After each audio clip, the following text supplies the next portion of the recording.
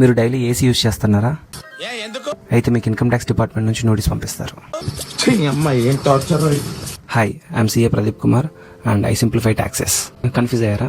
AC use చేస్తే income tax department notice ఎందుకు పంపిస్తుంది అని. ఇన్కమ్ ట్యాక్స్ రూల్స్ ప్రకారం మీరు గనక సంవత్సరానికి ₹1,00,000 కన్నా ఎక్కువ ఎలక్ట్రిసిటీ బిల్ గనక పే చేస్తే మ్యాండేటరీగా మీరు ఇన్కమ్ ట్యాక్స్ రిటర్న్ ఫైల్ చేయాల్సిన లైబిలిటీ వస్తుంది. అది కూడా మీ ఇన్కమ్ స్టేటస్ తో సంబంధం లేకుండా, అంటే మీ ఇన్కమ్ తక్కువ ఉందా ఎక్కువ ఉందా అనే ఫ్యాక్టర్ ని కూడా కన్సిడర్ చేయరు.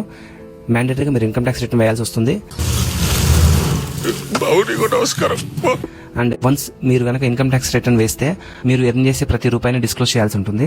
For example, me electricity bill me father పేరు మీద కనుక వస్తే, ఈవెన్ ఆ ఎలక్ట్రిసిటీ బిల్ ని మీరు పే చేసినా కూడా మీ ఫాదర్ ఇన్కమ్ ట్యాక్స్ రిటర్న్ వేయాల్సిన లైబిలిటీ అనేది వస్తుంది.